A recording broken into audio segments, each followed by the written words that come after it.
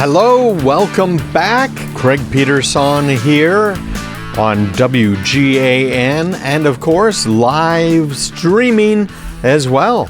We're on TuneIn, we're on iTunes, we're on SoundCloud, all of the audio places that you might want to listen to the podcast. And hey, if you're a podcast fan, I'd love it if you would give me a 5-star rating. Just go to craigpeterson.com/iTunes, and that'll take you right to iTunes, still the 800-pound gorilla out there. And on iTunes, it will tell you right away, hey, here's Craig's podcast, and you can rate me, hopefully, as I said, 5 stars. Leave a note about what you learn every week. And if you could, I'd love to hear from you. Tell me what it is you'd like me to cover on the show or maybe one of my trainings, and I would love you just to email it to me at craigpeterson.com. But putting in a 5-star review on iTunes is going to help us get the show out to a lot more people, and we continue to grow every week. I really appreciate that. We have a lot of people who have signed up for my weekly emails that I've been doing for years now. I've got about 3,200 articles posted at craigpeterson.com.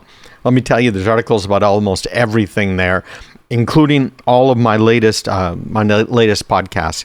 So you'll find all of that there on my website, craigpeterson.com. Also, if you sign up this week for my email list, I'm going to provide you with that 10-page password special report. And that's where I go through all kinds of details about passwords and what you should be doing with passwords. I debunk the myth of the random passwords. It's the length that matters. But I go into all the statistics, all of the new findings, and some places are still going to require you to have those random passwords, and we take care of that for you as well with the password managers and things. So it is an absolute must-have. Would love it if you signed up, and you can do that by just going to craigpeterson.com. Also, I send out reminders about the show via text message. I take questions there, and you can always text me. Now, if you want to be on that list where I'm sending out emergency alerts about emergency patches and things, you can just go ahead and text WGAN to 855-385-5553. This is my special insider SMS list. There are about 1,000 people on it, and I'm glad to have you on that list. But I tell you about my latest newsletters when they come out. You can listen because I'll send you pointers to my podcasts, and I will let you know when there's a major security vulnerability that you need to know about. So again, just text. You can send your email address, you can send your questions, but if you send WGAN, I'll add you right to my list. Just send WGAN to 855-385-5553, and you'll see this as well on the bottom of my screen. I got a lower third up that is going through and talking about some of this stuff. Anyhow, that makes that simple. Let's talk about businesses for a minute. Our businesses, of course, are the backbone of the economy, right? Without business, there would be no economy out there. And when we get right down to it, small business is really where things happen. Big businesses, let's face it, they are rarely innovating anymore. Most of these big businesses, and this even includes Apple, buy companies. So what they do is they let these poor schmucks like me who are going to invest every dime that we have that maybe we shouldn't be investing. The poor schmucks like me figure out, okay, what works, what doesn't work, what is the market going to accept or not accept. And they may let us take some angel money, some venture capital money. By that point, the founder of the company is basically a slave working for nothing anymore. Because by the time that company is sold, all of the equity is going to be totally gone. It's a terrible, terrible process to go through, and I know guys that have gone through it. One woman I know as well who has gone through this, but it's a real problem. And it's a real problem when these smaller businesses that are the backbone of the economy, we're the ones that create the most jobs. We're the ones that innovate. We're the ones that hope that maybe we'll get bought out or maybe we'll have a cash cow, right? This is where we are betting our retirements is on our own businesses. And we, the small business person, are the major target of the bad guys. These hackers, don't you just want to kill them? These hackers out there who are killing our businesses, who are taking away our retirement savings, that money that we needed so we're not going to be out on the street. Heaven knows if Social Security is going to survive. And if we get one of these socialists in power, then, man, who knows what's going to happen. It's not going to be good, that's for sure. But we've got everything tied up in our businesses, and we have the bad guys coming after us. We were just talking a little bit earlier here. What were the first two articles? I'm showing them to the camera right now. Business email compromise attacks spiked 269% over the last quarter. Why you should lie in your password recovery questions. Passwords, right? Very big deal because we're being attacked. Business email compromise is about businesses. So now we've got an article from ZDNet that you'll find up at craigpeterson.com.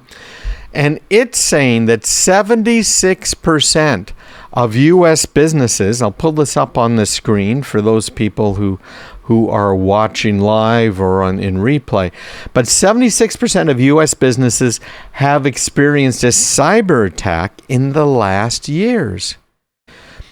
And small, medium businesses, small, medium enterprises in the U.S.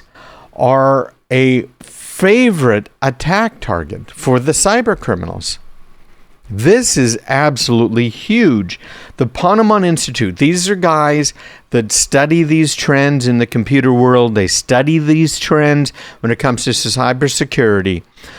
But they have the 2019 Global State of SMB Cybersecurity Report. I have a copy of that myself. And it's saying that 66% of small, medium businesses worldwide have reported a cyber attack within the past 12 months. And 76% of those included in the survey are based in the United States. That is absolutely huge. 76% of U.S. businesses have experienced a cyber attack. Have you? Do you know if you have experienced one? You know, most businesses don't know for about 6 months that they have been attacked. And by then, how are you going to be able to determine what was stolen, what they did, how they got in, right? Nothing's left, right? Your logs are all gone.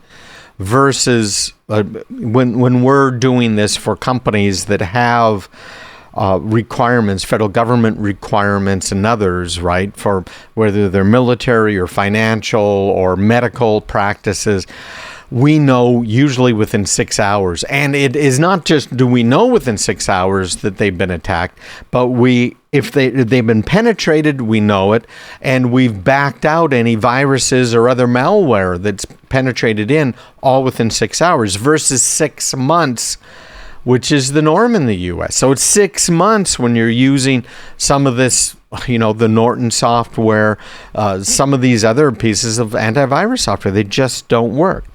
So this research was based on responses gathered from 2,300 participants in the IT and cybersecurity industry based in the US, UK, and some other countries.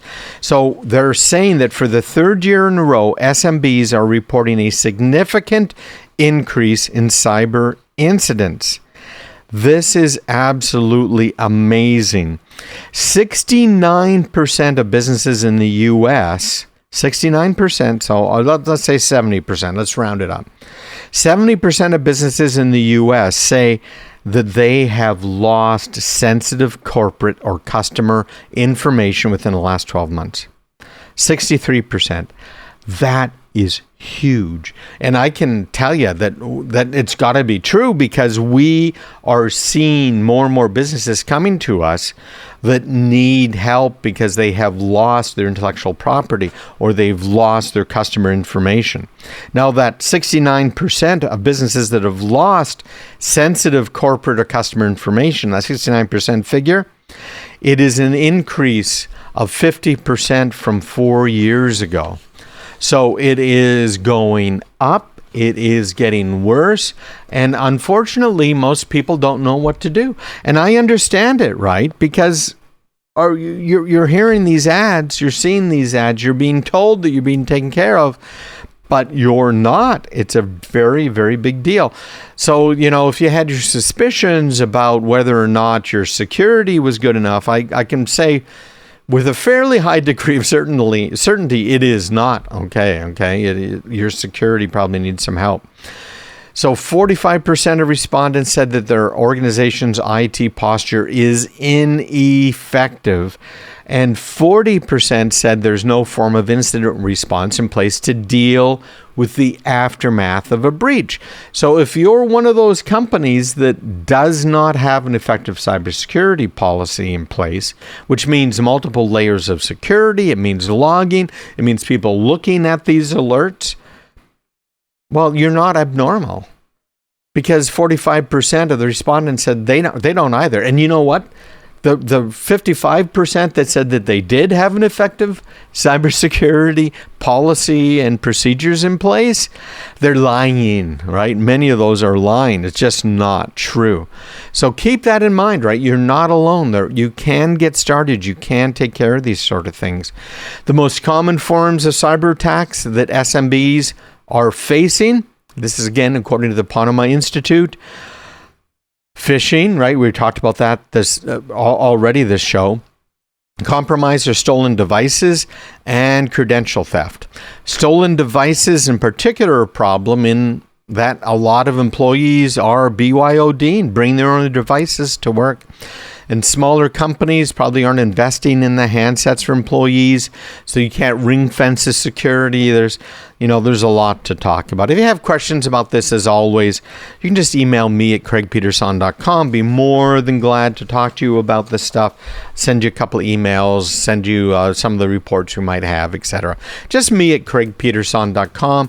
And of course, you'll find me online at craigpeterson.com and sign up right now this week, and you will get my cybersecurity special report on passwords, a 10-page special report on what to do in comparing password managers.